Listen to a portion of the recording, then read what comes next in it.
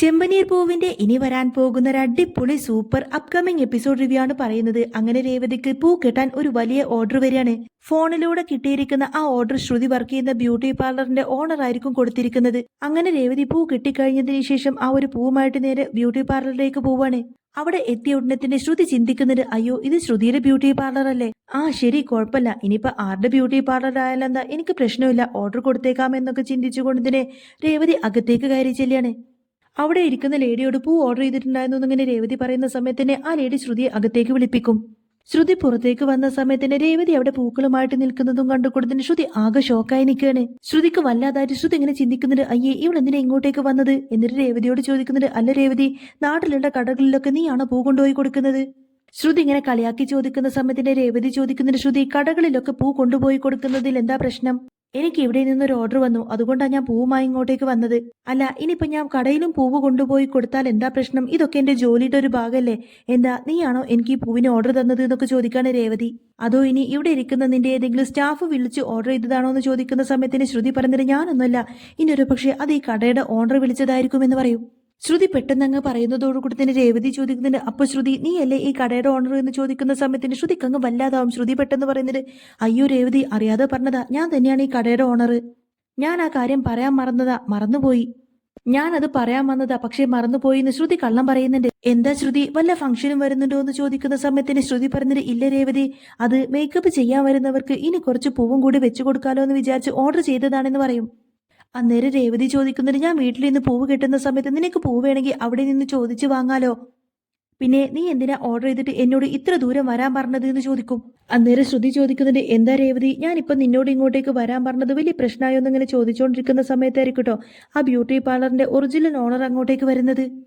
അവര് വന്ന് ചോദിക്കുന്നുണ്ട്, ഞാൻ പൂവ് ഓർഡർ ചെയ്തിട്ടുണ്ടായിരുന്നു, അത് വന്നോ? എന്താ ശ്രുതി, അത് വാങ്ങി വെച്ചോ? അന്നേരം ആ മാഡം ഞാൻ വാങ്ങി വെച്ചു എന്ന് പെട്ടെന്ന് ശ്രുതി പറയുന്നുണ്ട്. അപ്പോഴെന്നെ ഓണർ പറയുന്നുണ്ട്, ഇനി മുതൽ ഡെയിലി ഈ കടയിലേക്ക് പൂ വേണം. അന്നേരം രേവതി ചോദിക്കുന്നുണ്ട്, അതിന് ഞാൻ നിങ്ങൾക്ക് പൂവൊന്നും കൊണ്ടുവന്ന് തന്നിട്ടില്ലല്ലോ, ഇത് ശ്രുതി ഓർഡർ ചെയ്തതല്ലേ?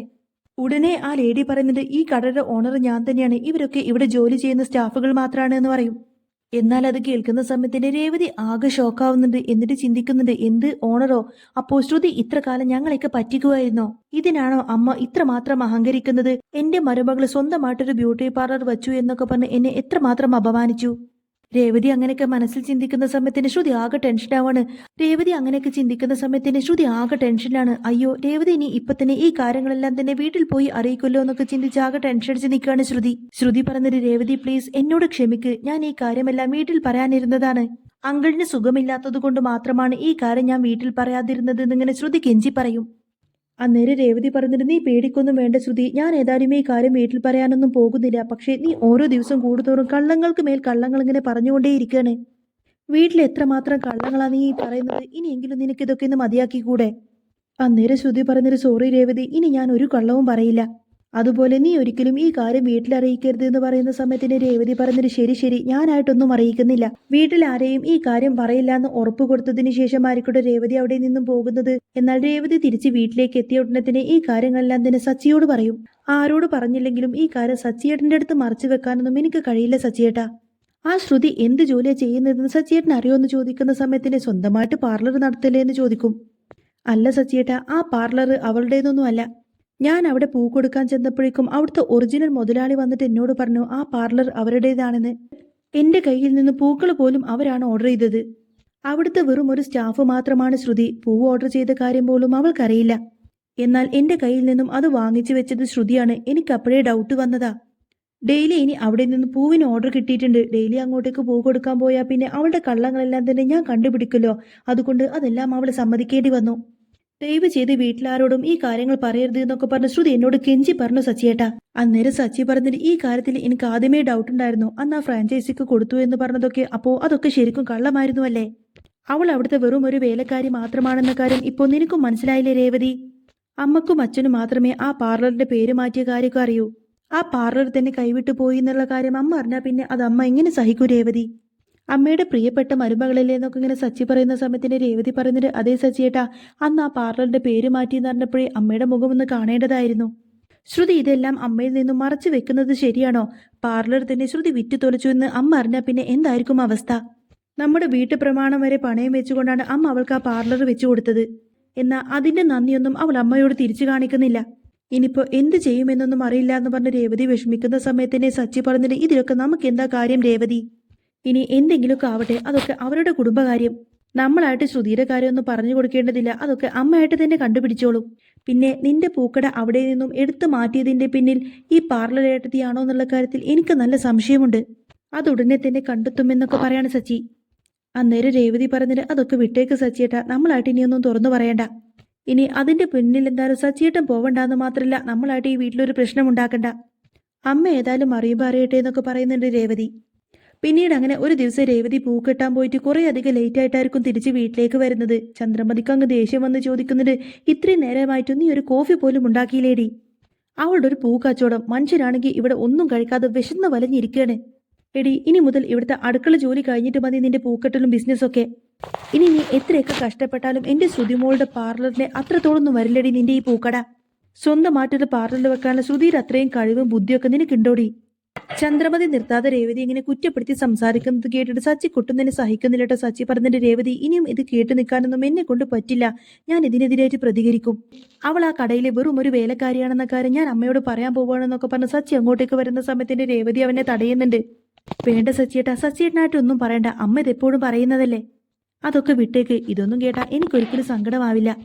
സച്ചിയേട്ടൻ ഇപ്പൊ തൽക്കാലം അമ്മയോടൊന്നും പറയണ്ടാന്നിങ്ങനെ രേവതി തടുക്കുന്ന സമയത്ത് തന്നെ സച്ചി പിന്നെ ഒന്നും പറയാതെ പിന്മാറി നിൽക്കാണ്.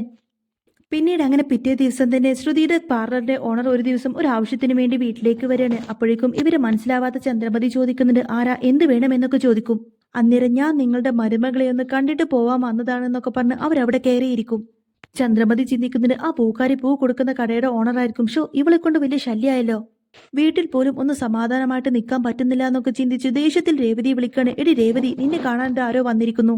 ചന്ദ്രമതിയുടെ വാക്ക് കേട്ടുകൊണ്ട് തന്നെ രേവതി പെട്ടെന്ന് അങ്ങോട്ടേക്ക് ഓടിയെത്തുന്നുണ്ട്. എന്നിട്ട് അവരെ കണ്ട സമയത്തിന് രേവതി ചോദിക്കുന്നുണ്ട്, അയ്യോ മാഡം എന്താ ഇവിടെ? ഞാൻ രാവിലെ തന്നെ പൂ അങ്ങോട്ടേക്ക് കൊടുത്തു വിട്ടിരുന്നല്ലോ. അന്നേരം അവര് പറഞ്ഞത്, അയ്യോ രേവതി, ഞാൻ ഒരിക്കലും ഇത് അറിഞ്ഞിട്ടില്ല, ഇത് രേവതിയുടെ വീടാണെന്ന്. ഞാനിപ്പോ ഇങ്ങോട്ടേക്ക് എന്റെ ബ്യൂട്ടി പാർലറിൽ വർക്ക് ചെയ്യുന്ന സ്റ്റാഫിനെ കാണാൻ വേണ്ടി വന്നതാ. ശ്രുതി, അവൾ എവിടെയാ? ഓ, ശ്രുതിയും രേവതിയും ബന്ധുക്കളായിരുന്നോ? അതെനിക്കറിയില്ലായിരുന്നു കേട്ടോ. ശ്രുതി എന്നിട്ട് ഈ കാര്യത്തെ പറ്റിയിട്ട് എന്നോടൊന്നും പറഞ്ഞില്ലല്ലോ എന്ന് അവർ ചോദിക്കാണ്. രേവതി പറഞ്ഞിട്ട്, അതേ മേഡം, ശ്രുതി എന്റെ ഭർത്താവിന്റെ ഏട്ടന്റെ വൈഫാണെന്നിങ്ങനെ പറയുന്ന സമയത്തായിരിക്കും ശ്രുതി അങ്ങോട്ടേക്ക് വരുന്നത്. അവരെ കണ്ടതോടുകൂടി തന്നെ ശ്രുതി ആകെ ടെൻഷനാവാണ്. ഇവരെന്താ ഇവിടെ? ഇനി ഒരു പക്ഷേ ആന്റി എല്ലാം അറിഞ്ഞു കാണുമോ എന്നൊക്കെ ചിന്തിച്ച് ആകെ ടെൻഷനോട് കൂടിയായിരിക്കും ശ്രുതി വരുന്നത്. അതിനുശേഷം ശ്രുതി പെട്ടെന്ന് വന്നിട്ട് പറഞ്ഞിട്ട്, ആ മേഡം എന്താ ഇവിടെ? മേഡം അകത്തേക്ക് വാ, നമുക്ക് മുറിയിലിരുന്ന് സംസാരിക്കാം എന്നൊക്കെ പറയുന്ന സമയത്ത് തന്നെ പറയുന്നുണ്ട്, ഇല്ല ശ്രുതി, മുറിയിലേക്കൊക്കെ പോകുമ്പോഴേക്കും ഒരുപാട് ലേറ്റ് ആവും, അല്ലെങ്കിലും എനിക്ക് പോയിട്ട് കുറച്ച് തിരക്കുണ്ട്. നീ പാർലറിലേക്ക് വരുന്നില്ലേ? ഞാൻ നിന്നെ ഡ്രോപ്പ് ചെയ്യാം. എന്നാൽ ശ്രുതിയും ആ ഒരു മാഡവും ഇങ്ങനെ സംസാരിക്കുന്നത് കേൾക്കുന്ന സമയത്തിന് ചന്ദ്രമതിക്ക് എന്തോ വല്ലാതാവും. അപ്പോഴേക്കും അവരിങ്ങനെ ചന്ദ്രയോട് പറയുന്നുണ്ട്, അതെ, നിങ്ങളുടെ മരുമകളുണ്ടല്ലോ, അവൾ മിടുക്കിയാണ്. 10 ലക്ഷം രൂപക്കല്ലേ എനിക്ക് അവൾ ആ ബ്യൂട്ടി പാർലർ വിറ്റത്. ഇപ്പൊ ആ ബ്യൂട്ടി പാർലറിൽ വെച്ച് ഞാൻ ലക്ഷങ്ങളാണ് സമ്പാദിക്കുന്നത്. എനിക്ക് അത്രമാത്രം പ്രോഫിറ്റ് കിട്ടാൻ കാരണം അവിടെ വർക്ക് ചെയ്യുന്ന സ്റ്റാഫുകളാണ്. ശ്രുതിയെ പോലെ തന്നെ മിടുക്കികളായ ജോലിക്കാരുള്ളത് കൊണ്ട് മാത്രമാണ്. അവരവിടെ ഇരുന്ന് ശ്രുതിയെ ഇങ്ങനെ പ്രശംസിക്കുന്ന സമയത്തിന് ഇതൊക്കെ കേട്ട് ഒട്ടും തന്നെ സഹിക്കാൻ കഴിയാതെ ദേഷ്യത്തിൽ ഇങ്ങനെ നിൽക്കുമായിരിക്കും ചന്ദ്രമതി. സത്യമെല്ലാം ചന്ദ്ര അറിഞ്ഞതോടുകൂടി തന്നെ ഇനി ആന്റി എങ്ങനെ പറഞ്ഞ് മനസ്സിലാക്കുമെന്നൊക്കെ ചിന്തിച്ച് ആകെ ഷോക്കോടെ നിൽക്കുമായിരിക്കും ശ്രുതി. സച്ചി പറഞ്ഞിട്ട്, ഇപ്പൊ കണ്ടില്ലേ രേവതി, നമ്മളായിട്ടൊന്നും അമ്മയോട് പറയേണ്ടി വന്നില്ല, അമ്മ തന്നെ എല്ലാം മനസ്സിലാക്കിയെടുക്കുകയും ചെയ്തു. എന്താ, അമ്മയുടെ മരുമകൾ സ്വന്തമായിട്ട് ബ്യൂട്ടി പാർലർ വെച്ചു എന്നൊക്കെ വലിയ വീമ്പ് പറയുമായിരുന്നല്ലോ. ഇപ്പൊ ഏതായാലും അവൾ രേവതിയേക്കാൾ ഒരുപാടധികം താഴെയാണെന്നുള്ള കാര്യം അമ്മക്ക് മനസ്സിലായില്ലേ? സച്ചി ഇങ്ങനെ കളിയാക്കി സംസാരിക്കുന്നത് കേട്ടിട്ട് ചന്ദ്രക്ക് ഒട്ടും തന്നെ സഹിക്കാൻ കഴിയുന്നില്ല. ശ്രുതിക്ക് എന്ത് ചെയ്യണമെന്നറിയില്ല. ശ്രുതി വന്ന് പറയുന്നുണ്ട്, ആന്റി, അത് പിന്നെ ഞാൻ ആന്റിയോടെല്ലാം പറയാനിരുന്നതായിരുന്നു. എന്നാൽ അതിനിടയിലാണ് എന്റെ അച്ഛൻ ജയിലിലായത്. അതുകൊണ്ടാണ് എനിക്ക് പെട്ടെന്ന് ആ ഷോക്കിൽ ഒന്നും ആന്റിയോട് പറയാൻ പറ്റാഞ്ഞതും. എന്നാൽ അത് പറഞ്ഞു തീരുന്നതിന് മുൻപേ തന്നെ ചന്ദ്രമതിക്ക് ദേഷ്യം വന്നിട്ട് ശ്രുതിയുടെ ചെകിട നോക്കിയിട്ട് ഒരൊറ്റ നങ്ങ് പൊട്ടിക്കും. വായടക്കടി നുണച്ചി, നീ ആരോടെ ഈ നുണ പറയുന്നത്? ഇനി മുതൽ നിന്റെ നുണകളൊന്നും എനിക്ക് കേൾക്കണ്ട. നീ പറയുന്നതെല്ലാം തന്നെ വിശ്വസിക്കുന്ന വെറൊരു മണ്ടിയാണ് ഈ ചന്ദ്രമതി എന്ന് നീ വിശ്വസിച്ചോ? സത്യം ഒരിക്കലും കുറെ നാളൊന്നും മൂടിവെക്കാൻ പറ്റില്ല. സത്യം എന്നാണെങ്കിലും ഒരിക്കൽ തെളിഞ്ഞു വരും. എന്റെ പ്രമാണം വെച്ചുകൊണ്ടാണ് ഞാൻ നിനക്ക് ആ പാർലർ വെച്ച് തന്നത്. എന്നിട്ടിപ്പോ ആ ബ്യൂട്ടി പാർലറിന്റെ മുതലാളി ഇന്ന് ഇവിടെ കയറി വന്ന സ്ത്രീയാണത്രേ.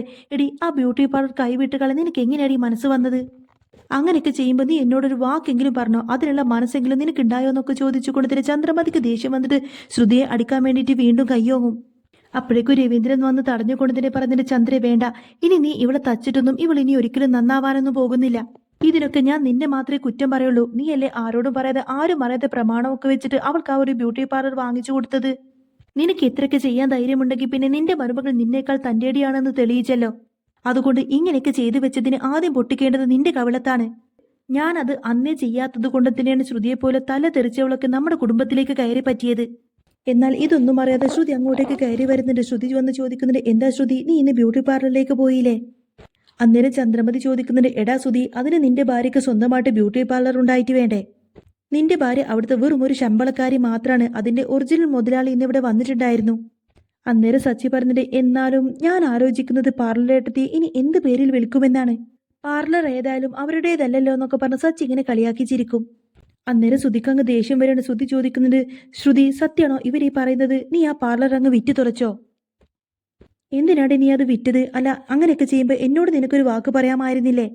ഞാൻ നിന്റെ ഭർത്താവല്ലേ, അങ്ങനെയൊക്കെ ചെയ്യുമ്പോൾ നീ എന്നോട് കൂടെ ഒന്ന് ആലോചിക്കണ്ടേ എന്നൊക്കെ പറഞ്ഞ് ശ്രുതി ഇങ്ങനെ ദേഷ്യപ്പെടാണ്. ആ സമയത്തിന് സച്ചി പറഞ്ഞിട്ട്, എടാ നീ അവളുടെ ഭർത്താവാണെന്ന് പറഞ്ഞ് നടന്നോ?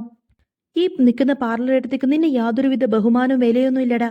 അതിനൊക്കെ നീ എന്റെ രേവതിയെ കണ്ട് പഠിക്കണം. അവൾ എത്ര ബിസിനസ്സുകാരിയാണെന്ന് പറഞ്ഞാൽ പോലും അവൾ എപ്പോഴും ഭർത്താവിന് കൊടുക്കേണ്ട നിലയും വിലയും ബഹുമാനമൊക്കെ എനിക്ക് തരുന്നുണ്ട്.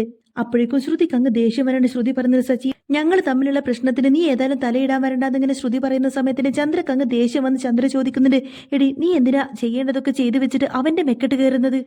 നീ ചെയ്തു വെച്ചിരിക്കുന്ന പ്രവൃത്തിക്ക് അവനും അവന്റെ ഭാര്യയൊക്കെ പറയുന്നതൊക്കെ നമുക്ക് കേട്ട് നിന്നേ മതിയാവൂ. എടി നിനക്ക് ശരിക്കും അച്ഛനുണ്ടോടി? ആരെങ്കിലുമൊക്കെ പറ്റിച്ച് തന്നെയായിരിക്കും നിന്റെ അച്ഛനും ഇപ്പൊ ജയിലിൽ കിടക്കുന്നത്. അന്നേരം ശ്രുതി പറഞ്ഞത്, ആന്റി വേണ്ട, നിർത്തിക്കോ. എന്റെ അച്ഛൻ ജയിലിലായത് ആരെയും പറ്റിച്ചിട്ടൊന്നുമല്ല. അദ്ദേഹം ഒരു പാവമാണെന്നിങ്ങനെ ശ്രുതി പറയുന്ന സമയത്തിന് ചന്ദ്ര പറയുന്നുണ്ട്, അദ്ദേഹത്തിന്റെ ഗുണങ്ങളൊന്നും നീ ഇവിടെ വിവരിക്കേണ്ടടി. നിന്റെ കല്യാണം കഴിഞ്ഞിട്ട് ഇത്രയും നാളായി, എന്നിട്ട് പോലും സ്വന്തം മകളെ കാണാൻ വരാത്ത ഇതുപോലൊരച്ഛനെ ഞാൻ ഇന്നേ വരെ കണ്ടിട്ടില്ല. എടാ സുധി, നീ എത്രയും പെട്ടെന്ന് മലേഷ്യയിലേക്ക് പാസ്പോർട്ടും വിസയൊക്കെ റെഡിയാക്ക്.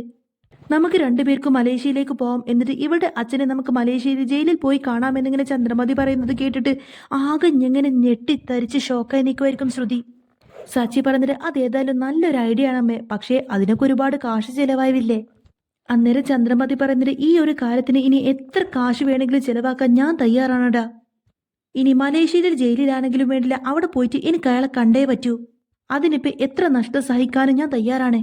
എന്ത് വില കൊടുത്തും എത്ര റിസ്ക് എടുത്തും മലേഷ്യയിൽ പോയിട്ട് ശ്രുതിയുടെ സ്വന്തം അച്ഛനെ കാണാൻ വേണ്ടിയിട്ട് ചന്ദ്രമതിയും ശ്രുതി ഇങ്ങനെ തയ്യാറായി നിൽക്കുന്ന സമയത്തിന് ശ്രുതി ഇനി എന്ത് ചെയ്യണമെന്നൊക്കെ ചിന്തിച്ച് ആകെ ഷോക്കായി നിൽക്കുന്നതും കാണിച്ചുകൊണ്ടാണ് കേട്ടോ എപ്പിസോഡ് പൂർണ്ണമാവുന്നത്. അപ്പോൾ നിങ്ങൾക്ക് ഈ ഒരു ചാനൽ ഇഷ്ടമാവുകയാണെങ്കിൽ സബ്സ്ക്രൈബ് ചെയ്യാനും സപ്പോർട്ട് ചെയ്യാനൊന്നും മറക്കല്ലേ.